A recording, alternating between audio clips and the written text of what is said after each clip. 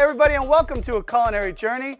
It's a great time of the year and we're going to talk about great food. You know about my show how we talk about how great ingredients make a great final product? I found the best ingredients on the planet and we're going to talk about them all today. I have a great guest. I'm talking about great a lot here. I have a great guest. His name is Stephen Piancone and he's going to talk about all his family and his products, and we're going to have a nice little dinner.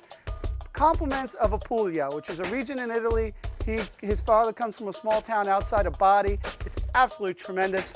Hey, we got amazing food, everything from an appetizer with prosciutto and figs to Orecchiette baresi to a Frutti di mare. I'll explain all about that because your culinary journey starts now.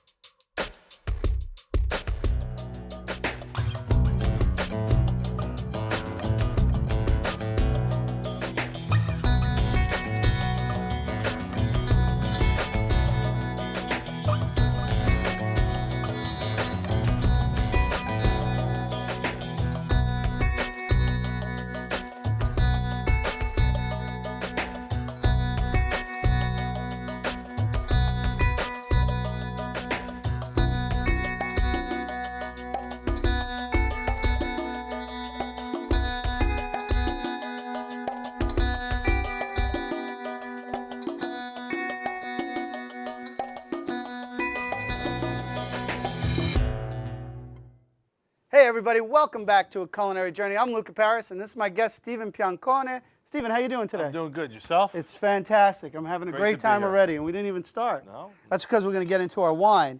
So Stephen, let's talk a little bit about what we're going to do today. First, we're going to be making prosciutto with figs and gorgonzola. You import your own prosciutto from Italy. Prosciutto di Parma. Prosciutto di Parma. We'll talk a little bit about the difference between that and then the other prosciutto. We're also going to do some fava bean. And fava bean is it's well known in Bari in Apulia, right? Correct. They use fava bean for appetizers. We'll talk a little bit about that. Then we're going to get into orecchiette with sausage. You brought up some great sausage today. You got to try this stuff. Actually, we're going to try it. You're going to watch. And then we're going to do a Frutti di mare from Bari also. So I'll get started. First thing first, the main ingredient in any type of cooking is wine. And that's for us. Not necessarily for the food, right? That's for us. Stephen, your whole family's been doing food or importing forever, right? For many years, Luca, over 30, 40 years, we've been importing products from Italy, from all around Italy, not just one region. And it's been fascinating to learn about different foods and different types of cultures that are out there and bring it to the United States. It must be amazing. Now, let's start. Salute. Salute. All right, cheers. And wait, I got to do that. I forget I could get the drink on air. It's a beautiful thing. All right, so the first thing we're going to do, what I really want to get done first is actually we're going to poach some of these dry figs. We have a fig. Now, you can buy fresh figs, but you don't get fresh figs all year long. So what I'm going to do is poach some of these dry figs. They're really nice. They're right here. Some nice dry figs. We're going to poach those off, and we're going to get those with our prosciutto. Now, prosciutto di Parma is a little bit different than the prosciutto someone might buy around the United States. It's different than ham. It's a ham, but it's not. It's aged. Right. It's aged for a certain amount of time, which is 18 months before it becomes prosciutto di Parma. Right. And it's something within the last 30 years that they've allowed to import in the United States, right? Something like in the 1990s they started importing it again? Yes. Somewhere around there? Sure. Yeah, beautiful. We'll just go with it. What do they know? Yeah. Awesome. So we'll get the figs in. I cut the tops of the figs off, and I cut them in half, and we're going to get those cooking on high. So that way, we're going to let the port wine reconstitute the figs and get some amazing flavor out of there. At the same time, your job, Stephen, today is going to be cleaning some fava beans for us, and I'll show you basically what it is. Fava beans are a broad bean, so if you like kidney beans or beans like that, just have a skin on the outside. Yeah. Stephen's going to clean them off because those are the only ones we have. We have more. Don't tell him. Oh, no, you start cleaning. You start cleaning those. And we're going to get some good extra virgin olive oil in the pan. And so the Piancone family, Stephen, started importing. Your father actually started doing this. Correct. Years ago. Actually, on March 31st, 1955, he opened up his first delicatessen. And from there, he went on to open up many delicatessens in the New Jersey area. And in the mid-'60s, he went on to open up the Roma Food as a food distributor. Right. And that's when he actually started to bringing products in from Italy and all around the country, all around the world, actually. But obviously, from him being born in Italy, he felt more comfortable with those kind of products. And now, was that at a time where not a lot of people were doing that too? Was that just new to the? I don't know. I was too young. And you've been working right with Roma Food since you were a kid, right? Yeah, it's the only job I've had in my whole life. Yeah, and your dad makes you work hard, that's for sure. Yes, he does. So what we have going on in this pan, this first pan, where we're going to cook our fava beans, I've actually thrown a couple of pieces of garlic, whole cloves, and some shallots in there. Now, like all Italian traditions, you'll see me throw garlic into a pan and cook the whole way with it. But the Italian grandmothers, what they do is they let the garlic cook whole, and then they pull it out of the pan, because you want the garlic flavor. You just don't want to be overpowered with garlic. So I got the shallots cooking. I'm going to take out these pieces of garlic that I had in here. One of the things my dad always taught me is like the worst thing he hated was burnt garlic. That's It gets a little bit rancid, and it's a really strong flavor. And then, beautiful, that's enough There of you those go. fava beans. So you're going to do all right? There's a napkin right there. And then we're going to just saute the fava beans with a little sea salt, right? And then we're going to put a little crackback pepper on it. And they're really quick. What you could do is buy frozen fava beans. And you don't have to get the fresh ones or the dry ones. If you get the dry ones, you need to reconstitute them overnight. If you get the fresh ones, then you have to peel them, you have to boil them first. Get some good frozen fava beans. Again, these are items that can be done all year round, no matter where you come from. And the same thing with the figs. By rehydrating the figs, we're going to be able to do that. Bring back to life. Right, and we're going to be able to use those year round, and they're going to have great flavor. And the same thing with frozen fava beans and some sea salt. You have some great flavors there. So those are two quick things we're going to get started on. And good job. Thank you, sir. No problem. I knew I had you on the show for something. Yeah. Let's clean it up right there. Now, when we plate this, one of the things I wanted to talk to you about, and I have right here, is one of your products. Is grilled zucchini. You want to open that up for me? Absolutely. What we're basically making is an antipasto. And you know, just like any type of cooking in an Italian kitchen, some of this stuff is done just by saying, ooh, what can I add to that? And what could be fun with that? Because part of the fun in cooking, or actually all of the fun in cooking, is creating as you go. And part of the fun, most of the fun in eating, that doesn't work that well, does it? No. That can't open. We'll get that open. There you go. Most of the fun in eating is actually the preparing of food. And that's what we're going to try and do here. So while Steve is fighting with his can right there, I'm going to start preparing our little dish here. Now the fava beans are a broad bean. Almost have this, if you like potatoes, you'll love fava beans because it has this starchy texture to it. And then underneath the fava bean, what I'm going to be putting down is a little bit of arugula to give it a little bit bitter. And in Apulia, they do a lot of cooking with what's called agrodolce. How do we do? It's not opening up, huh? No. All right, No, we'll sir. give up on that. Well, we might get to fix it on the way back. But what they do is a lot of cooking called agrodolce. And agrodolce is sweet, and it is sweet and it's bitter. The bitter greens, and you have the sweetness from the broad beans, the fava beans, and the starchiness go really well together. So we're just going to put that on the plate like There you that, go. right on top. All the same color, but just great flavors. Now you could use any type of green under there. You could use a chicory or radicchio. As long as it's got a little bit of bitterness to it, it goes really well. Now let's talk about the sweet side of our antipasto, which is the figs that have been reconstituted, right? We'll get those on the plate. And ta-da. Smells See- great. Yeah, it's got a There you nice- go, huh? Now what I'm going to do too is we got this port wine and fig juice right here. I'm going to put this back on, and we're going to get that to thicken up a little bit. I need just a little bit water in the cornstarch. Can you do that Yeah, for me, sure. Stephen? Stephen, what he's going to do right now, he's going to get some water and some cornstarch, and that's going to create what's called a slurry. It's a little thickening agent. And that slurry is going to help me make pretty much a glaze. A little bit more? Yeah, I just need a little bit more. No problem. There you go. We're going to get this down together. All right, perfect. We're going to create what's called a little glaze for this, or a slurry to create a glaze. And without changing the flavor around. If I use a roux, and you've heard me talk about roux before, right, that butter and flour mixture, it would actually change the flavor. But with this quick slurry, and you see how fast it's being made, I'm creating a little glaze for right over. Wow. Look at that. That does look good, huh? Yeah. That'd be great over ice cream, too. Yeah, there you go. And then finally, we're going to add some saltiness to this dish. And this is our first course right here. Stephen and I are going to enjoy this right now. Prosciutto di Parma. That's a little bit north of Italy, of the Bari region. And then some Gorgonzola. So we got sweet, we got salty, we have chunky, we have all these great flavors to go along with the starchiness of the fava bean. For some people, that'd be a meal in itself, right? No, this is just one for the starter of 8 or 9, right? For us, it's the starter. For other people, it might be a meal, but we have a lot more to go. So when we come back, we're going to make Orecchiette baresi. Right. Beautiful. It's going to be a wonderful time. So don't go away. We'll be back in a culinary minute. Right.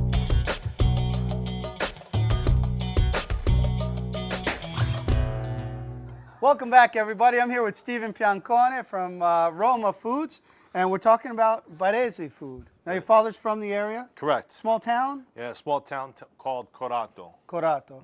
And this is food traditional to them? Correct. Because we kind of went with the Puglia region of Italy and Bari is a city in Puglia.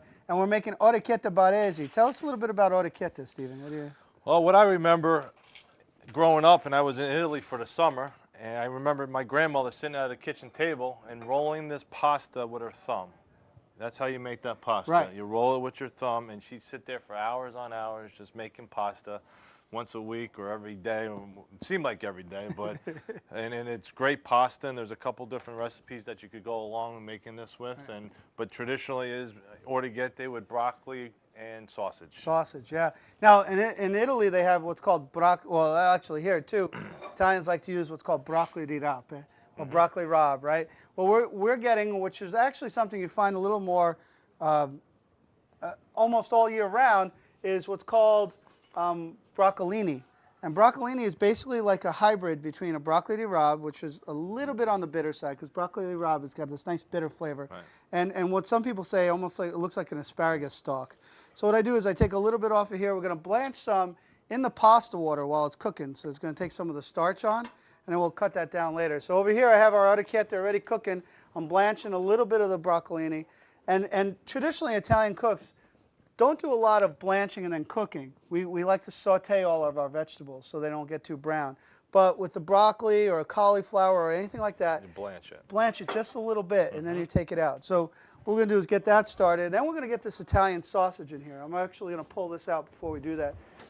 That Italian sausage is actually made fresh for you, right? Correct. It's out of New Jersey. Uh-huh. The company's been making that product for us for 30 plus years. So it's a great product, and you're going to enjoy it in a little bit. Now, it's got fennel in it. Correct. Italian Yes. sausage has to have fennel. I mean, almost has to have fennel, right? I mean, it's something you think of when you think of Italian sausage. Yes. It's part of that flavor. So let's get our broccolini right there. Give a little toss on our orecchiette, which take about 6 to 8 minutes. So we need to get our sausage cooking if we want to get done at the same time. So here we have that sausage. I'm going to make just enough for the two of us today. So how much is enough for the two of us? Tell me when. There. There? Okay.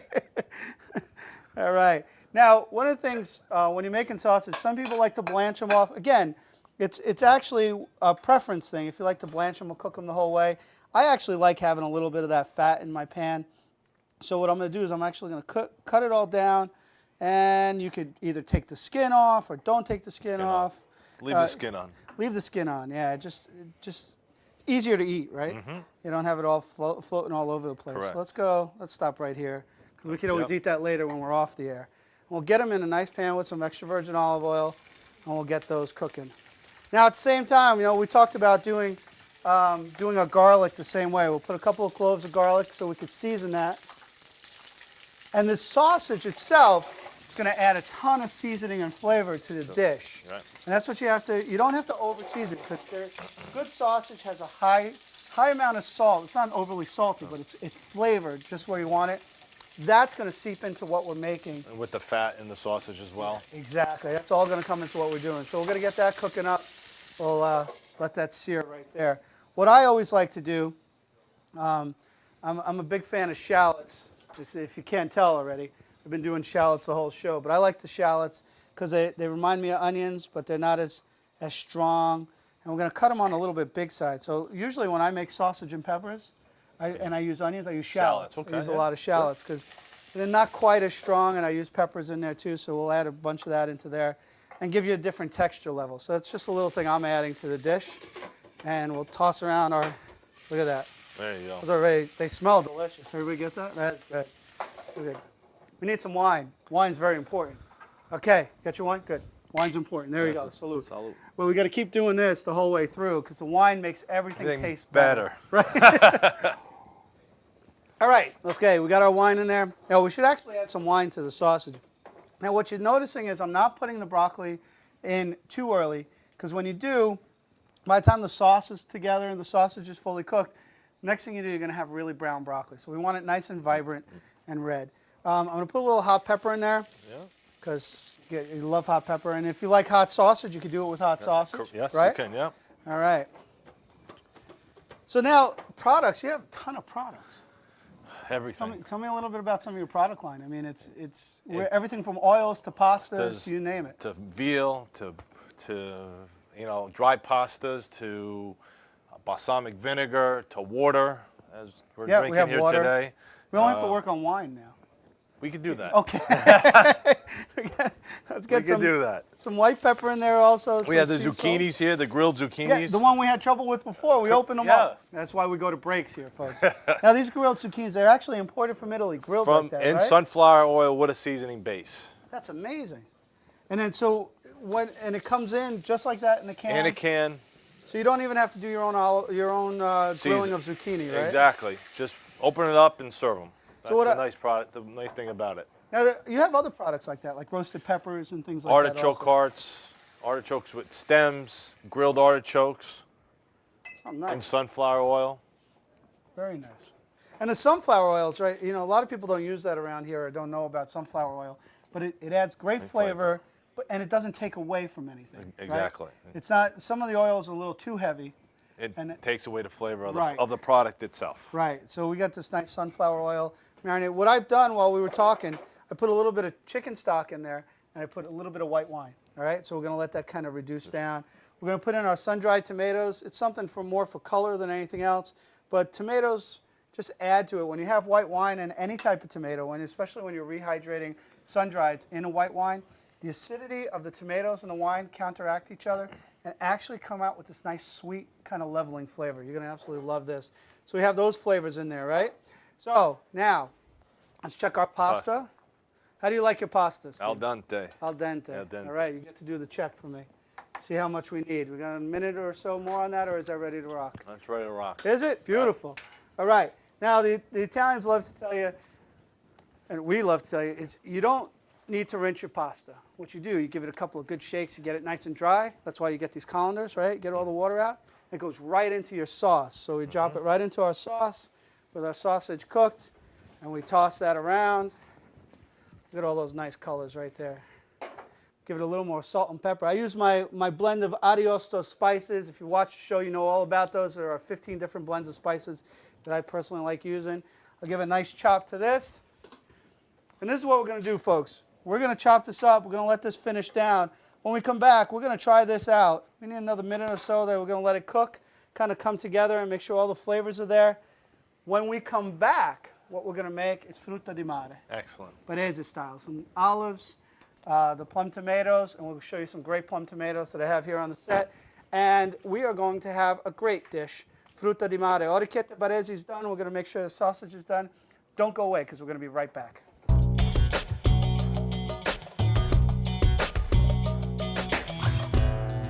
Hey everybody, welcome back to A Culinary Journey. I'm here with Stephen Piancone, and we are making barese food, or some great foods, using your products. Stephen, how are you doing so far? I'm doing great. Yeah, you having a good time? Excellent, thank you. Yeah. Awesome, awesome. Well, the last thing we're going to make is a frutta di mare barese style, where we're going to use some olives. And you could use any type of olives. You could use olives to the region. What you find a lot of, I have Kalamata olives that are pitted. Those are a nice flavor, and they're going to be great for what we're doing. And it's a real simple dish where, again, we're going to just start with our garlic and olive oil, kind of the same thing we've been doing all the time. And then you got the garlic. Good man. Yeah, you and I are going to get along just fine in the kitchen. There you go. Oh, wait, wine. Wine, Stephen. There we go. Cheers. You always got to Cheers. have your wine for each course. So, All right.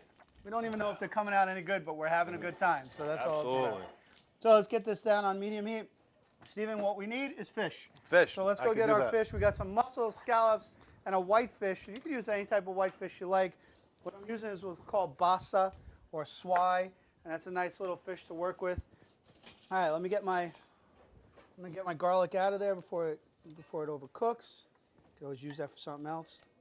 There you go. We get the pan nice and smoking hot because what I want to do is get a nice sear on our scallops, and we'll cut up our whitefish. So we're on medium heat.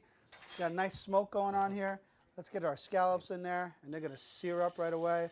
I'm using smaller scallops because I want to make this kind of quick, this dish. And the scallops are going to actually be the one that takes the longest to cook in this.